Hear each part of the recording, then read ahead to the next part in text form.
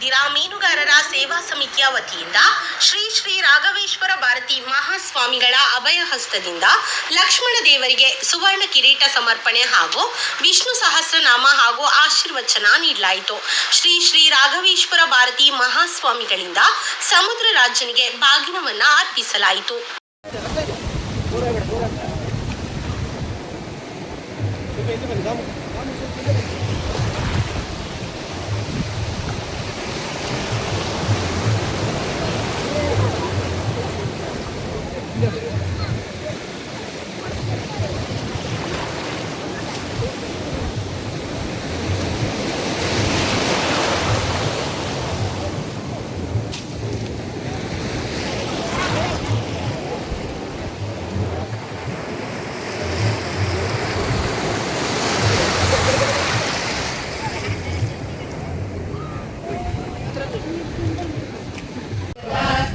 नमो नमः वेद्मा संधाता संधिमान् स्थिरः अजो दुर्मर्षण शास्त्र विश्रुतात्मा सुरारिः गुरुर्गुरुतमो धाम सत्य सत्य पराक्रमः निमिषो निमिष सद्वे वाचस्पतिरुदारधीः अग्रणी ನಮ್ಮ ಊರಿನ ಎಲ್ಲ ಭಕ್ತಾಭಿಮಾನಿಗಳಿಗೂ ಶ್ರೀಗಳವರು ಹರಸಿ ಅವರ ಮಂತ್ರಾಕ್ಷತೆಯನ್ನು ನೀಡ್ತಾ ಇದ್ದಾರೆ.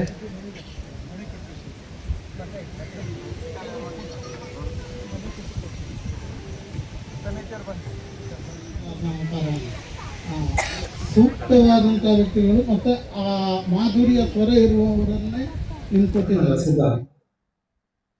ಕೋಟಿ ಬರಿವ ಕಟಾಕ್ಷದ ಪರತತ್ವ ಬರೂಪ ವಾಲಾಪದ ವರ ಪುಣ್ಯಮಯ ಶರೀರದ ನಿರಾಭಾರಿ ಗುರುವಿರಲೆನ್ನ ಮಾನಸದೆ ಆ ಸದ್ಗುರುವಿರಲಿ ನಮ್ಮೆಲ್ಲರ ಮಾನಸದೆ.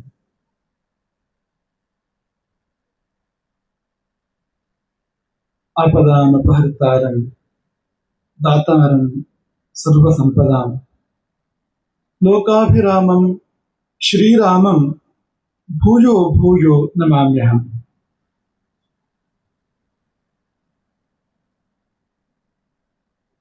ಮೇಘಶ್ಯಾಮಂ ಪೀತಕೌಶೇಜವಾಸಂ ಶ್ರೀವತ್ಸಾಂಕಂ ಕೌಸ್ತುಭೋದ್ಭಾಸಿತಾಂಗಂ ಪುಣ್ಯೋಪೇತಂ ಪುಂಡರೀಕಾಯತಾಕ್ಷಂ ವಿಷ್ಣುಂ ವಂದೇ ಸರ್ವಲೋಕೈಕನಾಥಂ.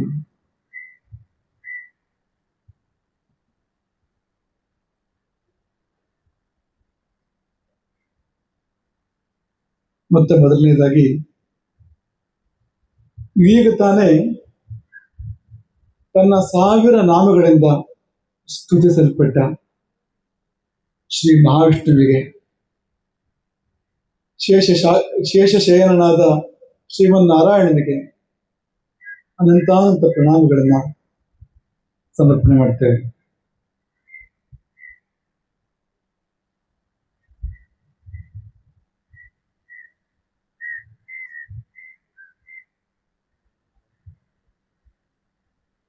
ಅತ್ಯದ್ಭುತವಾದ ವಾತಾವರಣ, ಕಡಲ ತೀರ, ಅನುಕ್ಷಣವೂ ಕೇಳಿ ಬರುವ ಸಮುದ್ರದ ಭೋರ್ಗರೆತ, ಅಲ್ಲಿಂದ ಬೀಸಿ ಬರುವ ತಂಪು ಗಾಳಿ. ಯಾವಾಗಲೂ ತಂಪು ಗಾಳಿ ಬೀಸಿ ಬರ್ತದೆ ಅಂತೇನಿಲ್ಲ, ಆದ್ರೆ ಈ ಸಮಯದಲ್ಲಿ ಈ ಮುಹೂರ್ತದಲ್ಲಿ ಅನವರತ ಬೀಸಿ ಬರ್ತಾ ಇರುವಂತಹ ತಂಪಾದ ಗಾಳಿ. ಏತನ್ಮಧ್ಯೆ ಇಲ್ಲಿ ಸಮಾವೇಶಗೊಂಡಿರ್ತಕ್ಕಂತಹ ಬಹುದೊಡ್ಡ ಸಂಖ್ಯೆಯ ಭಕ್ತರು, ಮುಖ್ಯವಾಗಿ ಮೀನುಗಾರರು. ತನ್ಮಧ್ಯದಲ್ಲಿ ವಿಷ್ಣು ಸಹಸ್ರನಾಮದ ಒಂದು ಪಠನ. ಹೀಗಾಗಿ ಮರವಂತೆ ಮರೆಯುವಂತೆಯೇ ಇಲ್ಲ ಅಂತ ಈ ಕಾರ್ಯಕ್ರಮ ಹೇಗಾಯ್ತು ಅಂದ್ರೆ ಮರೆಯುವಂತಿಲ್ಲದ ಮರವಂತೆ ಎನ್ನುವಂತಾಯ್ತು ಇಂದಿನ ಕಾರ್ಯಕ್ರಮ ಎಂಬುದಾಗಿ ನಾವು ಮೊದಲಾಗಿ ಹೇಳ ಬಯಸ್ತೇವೆ. ಸಮುದ್ರಕ್ಕೂ ಪರಮಾತ್ಮನಿಗೂ ತುಂಬಾ ಹೋಲಿಕೆಗಳು. ಸಮುದ್ರದ ಆಳ ಅಗಲಗಳನ್ನು ಕಂಡವರಿಲ್ಲ, ಹಾಗೆ ಪರಮಾತ್ಮನ ಆಳ ಅಗಲಗಳನ್ನು ಕಂಡವರಿಲ್ಲ. ಹೇಗೆ ಸಮುದ್ರ ಅನಂತವೋ ತುದಿ ಮೊದಲಿಲ್ಲ. ಹಾಗೆ ಪರಮಾತ್ಮ ಕೂಡ ಅನಂತ, ತುದಿ ಮೊದಲಿಲ್ಲ. ಸಮುದ್ರ ಯಾವಾಗಿನಿಂದ ಇತ್ತು ಗೊತ್ತಿಲ್ಲ, ಎಲ್ಲಿವರೆಗೆ ಇರ್ತದೆ ಗೊತ್ತಿಲ್ಲ. ಅದಕ್ಕಿಂತ ಮಿಗಿಲು ಪರಮಾತ್ಮ, ಅವನು ಅನಾದಿ ಅನಂತ. ಬಹಳ ಹಿಂದೆಯೂ ಇದ್ದ, ಬಹಳ ಮುಂದಕ್ಕೂ ಇರ್ತಾನೆ, ಈಗಲೂ ಕೂಡ ಇದ್ದಾನೆ. ಹಾಗಾಗಿ ಹೇಗೆ ಸಮುದ್ರಕ್ಕೆ ದೀರ್ಘವಾದ ಅಸ್ತಿತ್ವ ಇದೆಯೋ ಹಾಗೆ ಪರಮಾತ್ಮನಿಗೆ ಶಾಶ್ವತವಾದ ಅಸ್ತಿತ್ವ, ಅದು ಅನಾದಿ ಅನಂತ ಎನ್ನುವಂತ ಅಸ್ತಿತ್ವ ಪರಮಾತ್ಮನಿಗೆ ಇರ್ತಕ್ಕಂಥದ್ದು. ಇದು ಉಪ್ಪು ನೀರಿನ ಸಮುದ್ರ. ಪರಮಾತ್ಮ ಅಂದ್ರೆ ಅದು ಕರುಣೆಯ ಸಮುದ್ರ, ಅದು ಸಿಹಿ, ತುಂಬಾ ಆಸ್ವಾದನೀಯ, ಕೃಪಾ ಸಮುದ್ರ ಅವನು. ಹಾಗಾಗಿ ಸಮುದ್ರ ತೀರದಲ್ಲಿ ಈ ವಿಷ್ಣು ಸಹಸ್ರನಾಮ ಪಠಣ ತುಂಬಾ ಪ್ರಸ್ತುತ. ಶ್ರೀ ಮಹಾವಿಷ್ಣುವು ಕೂಡ ಅವನು ಸಮುದ್ರ ವಾಸನೆ ಹೌದು, ಸಾಗರ ಶಯನ ಅಂತ ಕರೀತಾರೆ ಅವನನ್ನ. ಸಮುದ್ರ ಮಧ್ಯದಲ್ಲಿ, ಕ್ಷೀರ ಸಮುದ್ರದ ಅಥವಾ ಅಮೃತ ಸಮುದ್ರದ ಮಧ್ಯದಲ್ಲಿ ಶೇಷನಾಗನ ಮೇಲೆ ಆತ ಪೌಡಿಸಿರ್ತಾನೆ. ವಿಶೇಷ ನೋಡಿ, ಯಾಕಂದ್ರೆ ಸಮುದ್ರ ಮಧ್ಯದಲ್ಲಿ ಮಲಗಿ ನಿದ್ದೆ ಮಾಡ್ಲಿಕ್ಕೆ ಯಾರಿಗೂ ಸಾಧ್ಯ ಆಗ್ತದೆ? ಯಾರಿಗೂ ಸಾಧ್ಯ ಇಲ್ಲ. ಸಾಧ್ಯ ಆಗೋದು ಪರಮಾತ್ಮನಿಗೆ. ಅದು ಒಂದು ದೊಡ್ಡ ಹಾವು, ಮಹಾಸರ್ಪ. ಆ ಸರ್ಪ ನಮಗೆ ಸ್ವಪ್ನದಲ್ಲಿ ಬಂದರೂ ಕೂಡ ನಿದ್ದೆ ಕೆಡ್ತದೆ ನಮಗೆ. ಹಾಗಿರುವಾಗ ಸರ್ಪದ ಮೇಲೆಯೇ ಪೌಡಿಸಿರುವಂಥದ್ದು ಯಾವಾಗಲೂ ಅಂದ್ರೆ ಎಂತ ಅದ್ಭುತ ನೋಡಿ. ಆದ್ರೆ ಅವನ ನಿದ್ದೆ ಹೇಗಿದೆ ಅಂತಂದ್ರೆ ಪ್ರಪಂಚದ ರಕ್ಷಣೆಯಲ್ಲಿ ಜಾಗರೂಕ. ಅದು ನಾವು ಎಚ್ಚರದಲ್ಲಿಯೂ ಎಚ್ಚರ ತರ್ತೇವೆ. ಅಂದ್ರೆ ಪರಮಾತ್ಮ ಹೇಗೆ ಅಂದ್ರೆ ನಿದ್ದೆ ಮಾಡುವಾಗಲೂ ಕೂಡ ಪ್ರಪಂಚವನ್ನು ಕಾಯ್ತಾನೆ. ಪ್ರಪಂಚವನ್ನು ಕಾಯುವ ಕೆಲಸ ಶ್ರೀಮನ್ನಾರಾಯಣನದ್ದು, ಸೃಷ್ಟಿ ಮಾಡುವ ಕೆಲಸ ಬ್ರಹ್ಮದೇವನದ್ದಾದ್ರೆ, ಸಂಹಾರ ಮಾಡುವ ಕಾರ್ಯ ರುದ್ರದೇವನದ್ದಾದ್ರೆ, ಪ್ರಪಂಚವನ್ನು ಕಾಯುವ ಕೆಲಸ ಅದು ಮಹಾವಿಷ್ಣು ಮೂರ್ತಿಯದ್ದು. ಅದನ್ನು ಆತ ಮಲಗಿ ನಿದ್ದೆ ಮಾಡುವಾಗಲೂ ಕೂಡ ಮಾಡ್ತಾನೆ. ನಿದ್ರಾ ಮುದ್ರಾಂ ನಿಖಿಲ ಜಗತಿ ರಕ್ಷಣೆ ಜಾಗರೂಕ ಭೋಜರಾಜ ಹೇಳುವಂಥದ್ದು. ಹಾಗಾಗಿ ಸಮಸ್ತ ಪ್ರಪಂಚದ ರಕ್ಷಣೆಯಲ್ಲಿ ಸದಾ ಜಾಗರೂಕವಾಗಿರುವಂತ ನಿದ್ರೆ, ಅಂತ ನಿದ್ರೆಯನ್ನು ಮಾಡ್ತಕ್ಕಂಥ, ಆ ಯೋಗ ನಿದ್ರೆಯನ್ನು ಮಾಡ್ತಕ್ಕಂಥ ಪ್ರಭು ಶ್ರೀಮನ್ನಾರಾಯಣ. ಅವನ ಸ್ತೋತ್ರವನ್ನ ನೀವೆಲ್ಲ ಈಗ ಮಾಡಿದ್ವು. ನೀವು ಕೇಳ್ಬೋದು 1000 ನಾಮಗಳು ಏಕೆ ಅಂತ. ಒಂದು ನಾಮ ಸಾಲದ. ನಮ್ಮ ಮನಸ್ಸು ಚಂಚಲ, ಇದು ಒಂದೇ ನಾಮದಲ್ಲಿ ನಿಲ್ಲೋದಿಲ್ಲ ಅಲ್ವಾ? ಈಗ ನೀವು ನಮ್ಮ ಮುಂದೆ ಕುಳಿತು ಕೇಳ್ತಾ ಇದ್ದೀರಿ, ಆಶೀರ್ವಚನ ಕೇಳ್ತಾ ಇದ್ದೀರಿ. ಆದ್ರೆ ಒಂದು ಕ್ಷಣದಲ್ಲಿ ನಿಮ್ಮ ಮನಸ್ಸು ಎಲ್ಲಿಗೆ ಹೋಗ್ತದೆ ಅಂತ ಹೇಳಲಿಕ್ಕೆ ಸಾಧ್ಯ ಇಲ್ಲ. ಸೀದಾ ನಿಮ್ಮ ಮನೆಗೆ ಹೋಗ್ತದೆ, ಅಲ್ಲಿಂದ ಅಜ್ಜಿ ಮನೆಗೆ ಹೋಗ್ತದೆ, ಅಲ್ಲಿಂದ ಸ್ನೇಹಿತರ ಮನೆಗೆ ಹೋಗ್ತದೆ, ಅಲ್ಲಿಂದ ಮತ್ತೆಲ್ಲ ಹೋಗ್ತಾ ಇರ್ತದೆ. ಅದು ನಿಲ್ಲೋದಿಲ್ಲ. ಹಾಗಾಗಿ ಚಂಚಲ ಮನಸ್ಸಿಗೆ ಹೇಗೆ ಮಾಡೋದು ಭಗವಂತನ ನೆನಪಾಗುವಂತೆ ಅಂದ್ರೆ, ನೀವು ಬೇರೆ ಎಲ್ಲೂ ಚಂಚಲ ಆಗೋದು ಬೇಡ, ನಾಮದಿಂದ ನಾಮಕ್ಕೆ ಹೋಗು.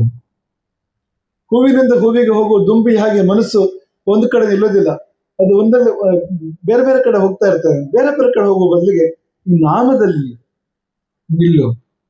ಈ ಪಡವಲಕಾಯಿಯನ್ನೇ ತಿನ್ಬೇಕು ಅಂತ ವೈದ್ಯರು ಸಲಹೆ ಕೊಟ್ರೆ ಹಾಗೇನ್ ಮಾಡ್ಬೇಕು ಅಂದ್ರೆ, ಬರೇ ಪಡವಲಕಾಯಿ ತಿನ್ನೋದಂದ್ರೆ ಬೇಜಾರು ಬರ್ತದಲ್ಲ ಅಂತಂದ್ರೆ, ಇಲ್ಲ, ಒಂದು ದಿವಸ ಪಡವಲಕಾಯಿಯ ಸಾಂಬಾರ್ ಮಾಡು, ಮತ್ತೊಂದು ದಿವಸ ಅದರಿಂದ ಗೊಜ್ಜು ಮಾಡು, ಇನ್ನೊಂದು ದಿವಸ ಅದರಿಂದ ಪಾಯಸ ಮಾಡು, ಅಂತೂ ಪಡವಲಕಾಯಿ ತಿನ್ನು. ಅದನ್ನ ಬಿಟ್ಟು ಶ್ರೀರಾಮ ಮಂದಿರ ಸೇವಾ ಸಮಿತಿಯ ಅಧ್ಯಕ್ಷರಾಗಿ ಒಂದು ಸುಸಂದರ್ಭದಲ್ಲಿ ಹೇಳುವುದೇನೆಂದ್ರೆ, ಇವತ್ತೇ ಶ್ರೀಮದ್ ಜಗದ್ಗುರು ಶಂಕರಾಚಾರ್ಯ ಶ್ರೀ ಶ್ರೀ ರಾಘವೇಶ್ವರ ಭಾರತಿ ಮಹಾಸ್ವಾಮಿಗಳ ದಿವ್ಯ ಹಸ್ತದಿಂದ ಇವತ್ತು ಲಕ್ಷ್ಮಣ ದೇವರಿಗೆ ಸುವರ್ಣ ಕಿರೀಟ ಸಮರ್ಪಣೆ ಮಾಡಿ, ತದನಂತರ ಸಮುದ್ರ ತೀರದಲ್ಲಿ ವಿಷ್ಣು ಸಹಸ್ರನಾಮ ಪಠಣವನ್ನು ಮಾಡಿದ್ದೇವೆ. ಹಾಗೆ ಈ ಒಂದು ಪಠಣ ನಾವು ಯಾಕೆ ಮಾಡಿದೆ ಅಂತ ಹೇಳಿದ್ರೆ, ಸಮುದ್ರದಲ್ಲಿ ಆಗುವ ಕಡಲ್ಕೊರೆತ, ಸುನಾಮಿ, ಆಮೇಲೆ ಚಂಡಮಾರುತ, ಹಾಗೆ ಮತ್ಸ್ಯಕ್ಷಾಮ ಯಾವುದು ನಮ್ಮ ಮುಂದೆ ಬಾರದಂತೆ, ಮುಂದಿನ ದಿನದಲ್ಲಿ ಮತ್ಸ್ಯಾಭಿವೃದ್ಧಿ ಆಗುವ ಹಾಗೆ, ನಮ್ಮೆಲ್ಲ ಮೀನುಗಾರರಿಗೆ ಸಂಕಷ್ಟಗಳು ದೂರ ಆಗುವ ಹಾಗೆ, ಮತ್ಸ್ಯಾಭಿವೃದ್ಧಿ ಆಗುವ ಹಾಗೆ ಭಗವಂತನ ಆ ಒಂದು ವಿಷ್ಣು ಸಹಸ್ರನಾಮವನ್ನು ಕೈಗೊಂಡಿದೆ. ಈ ಒಂದು ವಿಷ್ಣು ಸಹಸ್ರನಾಮ ನಮ್ಮೆಲ್ಲ ಸದ್ಭಕ್ತರ ಸಮ್ಮುಖದಲ್ಲಿ ಗುರುಗಳ ಉಪಸ್ಥಿತಿಯಲ್ಲಿ ಇವತ್ತು ಆಗಿದೆ. ತುಂಬಾ ಒಂದು ನಮ್ಮ ಭಾಗ್ಯನ ಅಂತಾನೆ ಹೇಳ್ಬೋದು. ಯಾಕೆ ಕೇಳಿದ್ರೆ, ಗುರುಗಳು ಈ ಒಂದು ನಮ್ಮ ಮರವಂತಿ ಮೀನುಗಾರರಿಗೆ ಮೂಲ ಕಾರಣೀಕರ್ತರು ಅಂತಾನೆ ಹೇಳ್ಬೋದು. ಯಾಕೆ ಕೇಳಿದ್ರೆ, ಅವರು ನಾವು ಈಗ ಮೊದಲೆಲ್ಲ ನಾವು ಬೇಕಾಟ್ರು ನಮ್ಗೆ ಮೀನುಗಳನ್ನು ತಂದು ಬೇರೆ ಬೇರೆ ಕಡೆ ಬೇರೆ ಬೇರೆ ಕಡೆ ಹೋಗ್ಬೇಕಿತ್ತು. ಸುಸಜ್ಜಿತವಾದ ನಮಗೆ ಬಂದರುಗಳಿಲ್ಲ. ಈ ಗುರುಗಳ ಒಂದು ನಮ್ಮ ಶ್ರೀಗಳ ಆಶೀರ್ವಾದದಿಂದ, ಅವರ ಮಾರ್ಗದರ್ಶನದಿಂದ ನಾವು ಇವತ್ತು ಒಳ್ಳೆ ರೀತಿಯಿಂದ ಒಂದು ಸುಸಜ್ಜಿತವಾದ ಬದುಕನ್ನು ಕಟ್ಟಿಕೊಳ್ತಿದ್ದೇವೆ ಅಂದ್ರೆ ಅದು ಶ್ರೀ ಶ್ರೀ ರಾಘವೇಶ್ವರ ಭಾರತಿ ಮಹಾಸ್ವಾಮಿಗಳಿಂದ ಅಂದ್ರೆ ಹೇಳ್ಬೋದು. ಹಾಗೆ ಈ ಒಂದು ಸ್ಥಳದಲ್ಲಿ ಸಹ ಹಿಂದೆ ಲೋಕ ಕಲ್ಯಾಣಕ್ಕೆ ಸೀತಾರಾಮ ಕಲ್ಯಾಣೋತ್ಸವ ಆಗಿದ್ದು, ಹಿಂದೆ ಚಪ್ಪರದ ಭಜನೆ ಆಗಿದ್ದು, ಇದೆಲ್ಲವೂ ಸಹ ಈ ಒಂದು ಜಾಗದ ಮಹಿಮೆ. ಒಂದು ಜಾಗದ ಮಹಿಮೆ ಅಂತ ಹೇಳಿದ್ರೆ ದೈವತ್ವ ಅನುಗ್ರಹ ಇರ್ಬೋದು, ಏನೋ ಗೊತ್ತಿಲ್ಲ. ಅದು ಈಗ ಲೋಕ ಕಲ್ಯಾಣವಾಗಿದೆ. ಆಮೇಲೆ ವಿಷ್ಣು ಸಹಸ್ರನಾಮ ಕಾರ್ಯಕ್ರಮ ಇದೆ. ಇದೆಲ್ಲವೂ ಸಹ ಭಗವಂತನ ಅನುಗ್ರಹದಿಂದ ಒಂದು ಒಳ್ಳೆ ರೀತಿಯಿಂದ ಈ ಕಾರ್ಯ ನಡೆದಿದೆ ಅಂತ ನಾನು ಇಷ್ಟಪಡ್ತೀನಿ. ಅದೇ ರೀತಿ ನಾಳೆ ದಿನಾಂಕ 21/3/2026 ಬೆಳಿಗ್ಗೆ ದೀಪ ಸ್ಥಾಪನೆಯನ್ನು ಮೊದಲುಗೊಂಡು, ಹಾಗೆ ಮಧ್ಯಾಹ್ನ ಅನ್ನ ಸಂತರ್ಪಣೆ, ತದನಂತರ 7 ದಿನದ ಭಜನೋತ್ಸವ ಕಾರ್ಯಕ್ರಮ ಇರುತ್ತದೆ.